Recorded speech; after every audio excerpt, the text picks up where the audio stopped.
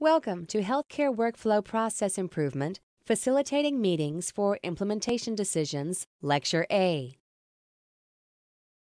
The objectives for this lecture are to describe major healthcare facility decisions in process redesign that include EHR technology, draft an agenda and facilitation plan for a decision-making meeting, prepare a presentation to communicate findings of a workflow analysis or process redesign to healthcare facility decision-makers, and document those decisions that are made and actions identified in a decision-making meeting.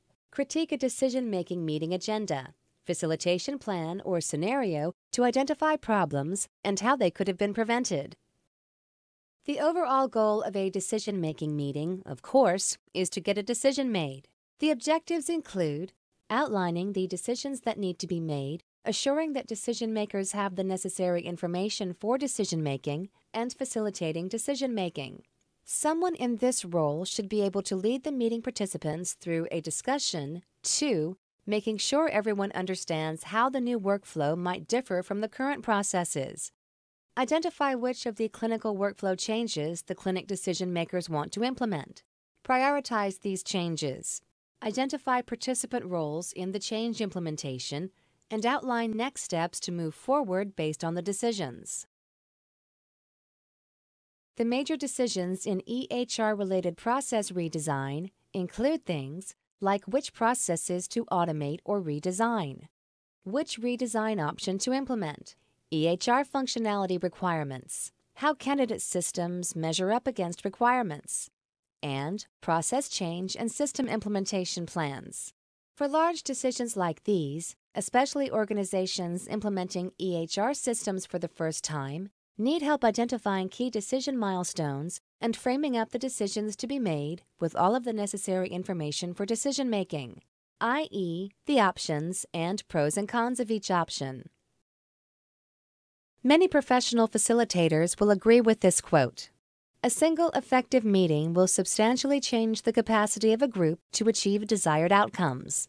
Bolia and Scott, 2012.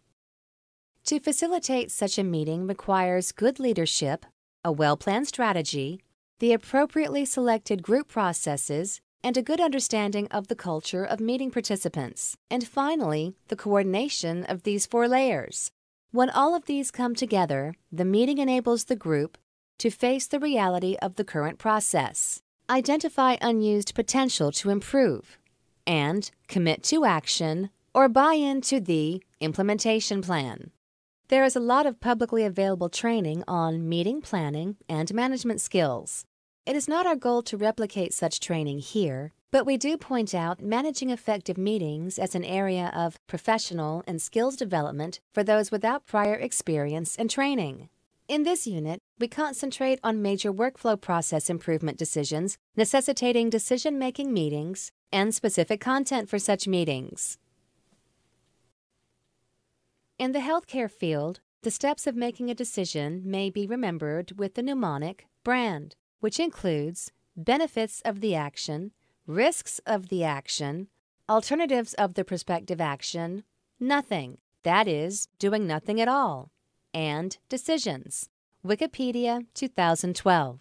You will see these reflected on the next slide in an example process redesign meeting plan.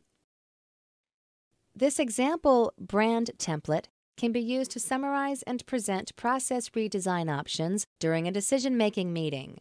Note how the template provides little detail about the process option other than a name or short description so that the participants can see major differences. This is because their purpose is not to redo the work of the analysis and redesign, but to make decisions based on the results, including the evaluation of risks, costs, benefits, and alternatives. Making decisions about changing clinic processes is a major milestone in a redesign project, and an example of decisions that warrant a special meeting. Often, the team that has done the process analysis work and that is making process redesign suggestions does not include all of the decision-makers of a practice. For this reason, taking the time to have a meeting to present the analysis of the as-is process and the recommendations for process changes with the EHR system for the to-be process is important. An example of a meeting outline for such a meeting would likely include presentation of opportunities for redesign from the as-is process analysis. For each redesign opportunity, the following 4 things would be discussed. Rationale for the change. Examples of reason for redesign may include to take advantage of process automation from an EHR system, to streamline a process, eliminate redundancy, or to help the clinic achieve meaningful use. In cases where there are competing redesign options, the pros and cons of each would be discussed, or the analysis of multiple options may be presented to justify the option chosen.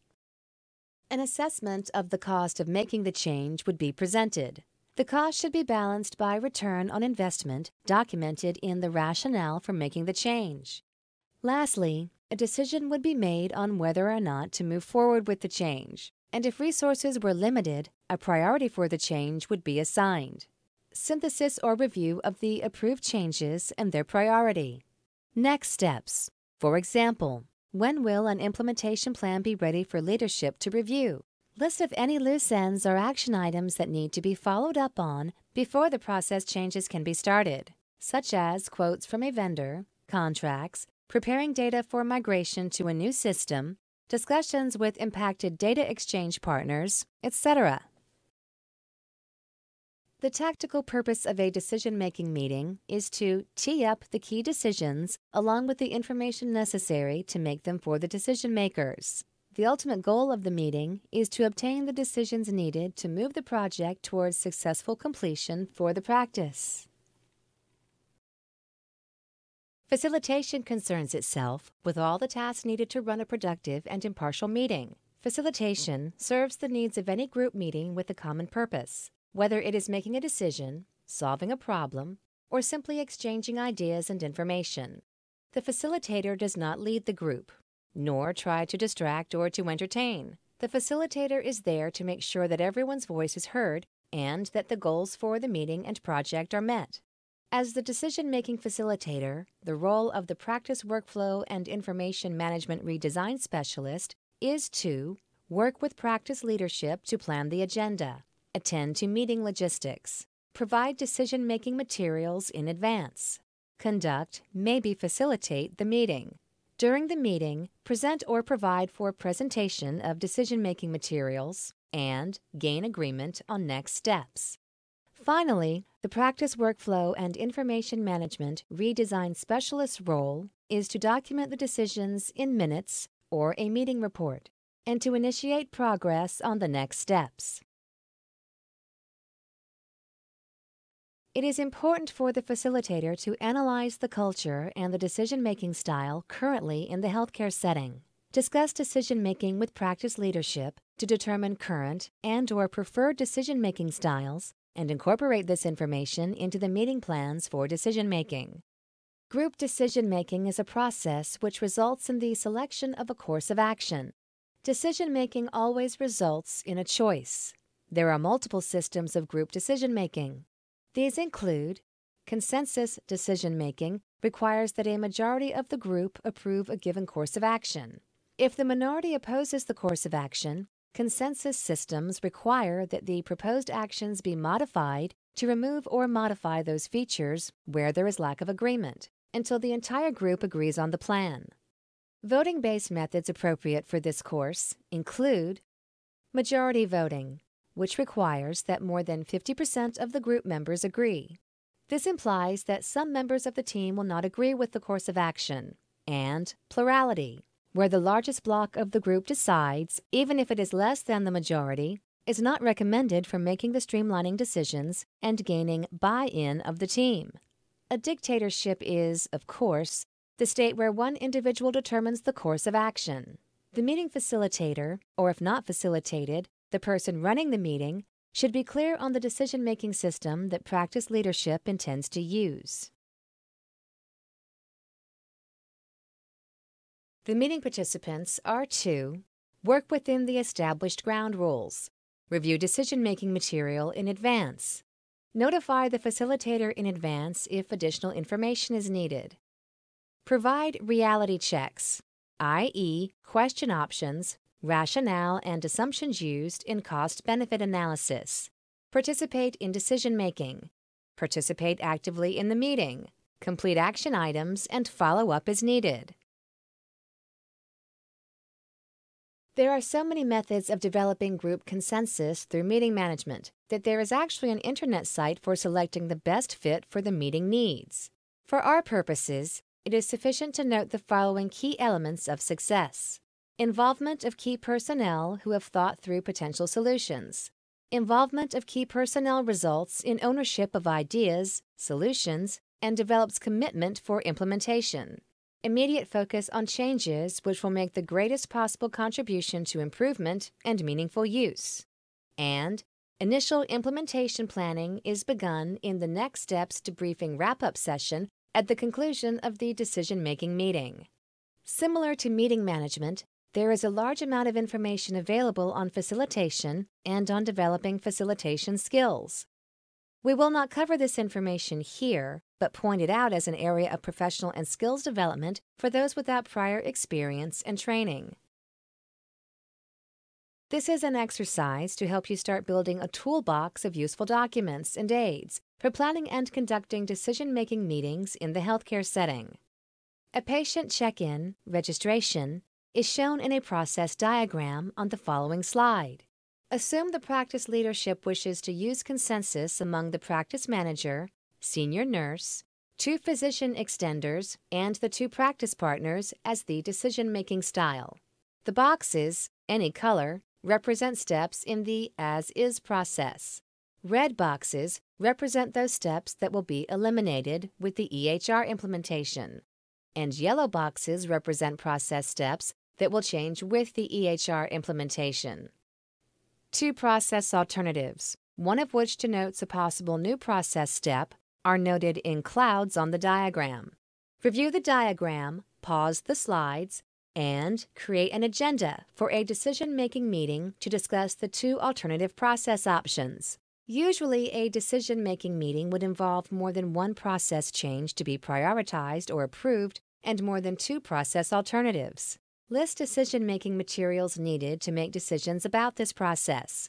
Consider the need to gain approval for each change, as well as to make a decision about the proposed alternative. Assume that resources are limited and the process changes will need to be prioritized. Afterward, restart the slides, and we will talk through the results. The process diagram depicted shows a process for a new patient check-in.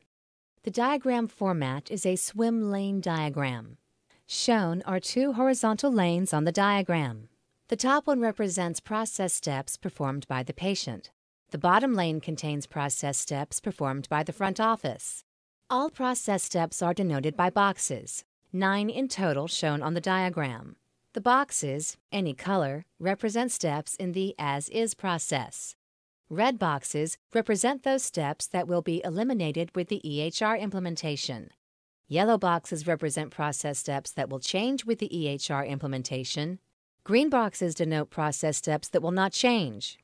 2 process alternatives, one of which denotes a possible new process step, are noted in clouds on the diagram.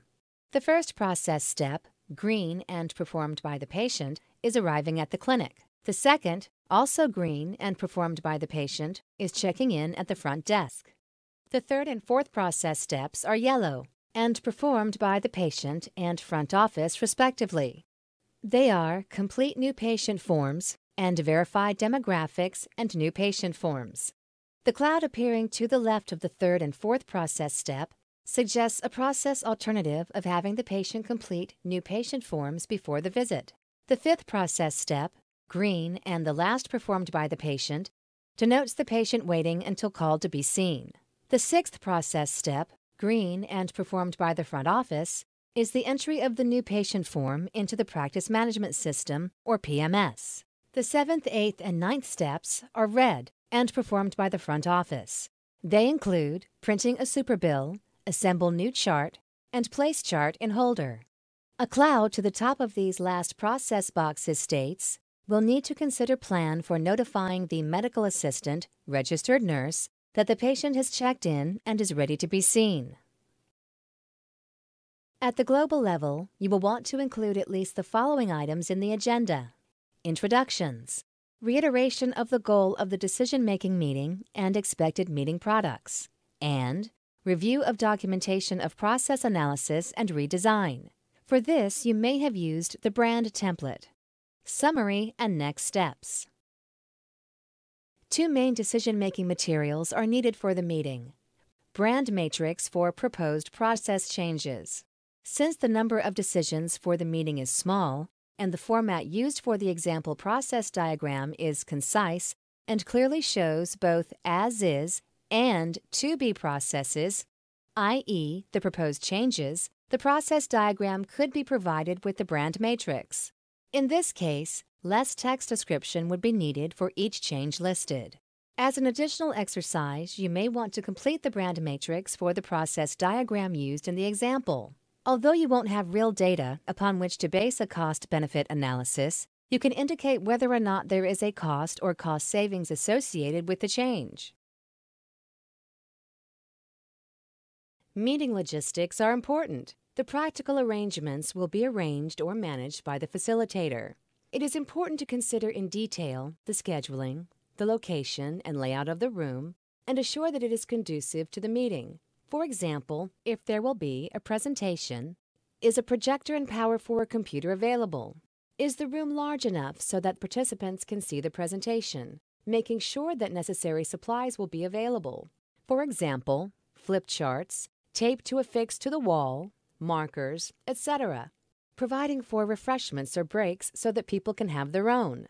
Accounting for travel time, parking and building access, and providing materials in advance such that participants have time to review them. Conducting the decision-making meeting includes opening the meeting by stating the meeting purpose. For example, to make decisions on which process redesigns to implement. If you have done a thorough job at planning the meeting and preparing the participants for the meetings, everyone will be in agreement that they have sufficient information and the right people to make the decisions and that they are prepared to do so. Review and follow the agenda. Monitor the agenda time. Encourage participation from all attendees. Help participants reach a decision. Document decisions and document next steps and follow-up or action items. The key information to be documented from a process redesign decision-making meeting include decisions on each proposed process change, approved denied process changes, priorities for approved changes, chosen alternatives, next steps, action and follow-up items. The decisions on each proposed process change can be documented by adding columns to the brand matrix for approval and priority. The chosen alternative would be documented as an approval, and other alternatives would be marked non-approved. Like closing a sale, the wrap-up section of the meeting summarizes the decisions. The purposes of the debriefing are to confirm agreement and to agree on next steps to move forward with implementing approved changes. Earlier in this unit, we covered the major decisions in EHR-related process improvement. The method that we apply to a process redesign meeting also applies to these other types of decisions. Identifying the decisions to be made, planning, conducting, and documenting the meetings are all the same. What changes for the different types of decisions is the information required for making the decision. Thus, the meeting formats and planning can be the same. But a matrix, like the brand matrix, is needed for each. For decision-making meetings about which processes to automate or redesign, the brand matrix can be used. For decisions about EHR functionality requirements, something similar to the brand matrix can be used, but the benefits, risks, and alternatives, including cost-benefit assessment, is based on having versus not having the functionality. For decisions about how candidate systems measure up against requirements, a scoring sheet where each system is evaluated against requirements and scored should be used. For process change and system implementation plan approval meetings, something similar to the brand matrix can be used, but the benefits, risks, and alternatives including cost-benefit assessment, are based on implementation alternatives such as go live with all providers at once versus pilot with one provider, or migrate existing data from charts to the EHR at once using a contract service provider, or have clinic front office enter the data as visits are scheduled. This concludes facilitating meetings for implementation decisions. In summary, this lecture has identified major types of EHR-related process decisions, provided strategies, tools, and aids for planning and conducting a decision-making meeting, provided tools for documenting decisions made and actions identified in a decision-making meeting, and identified professional development areas related to planning and conducting meetings.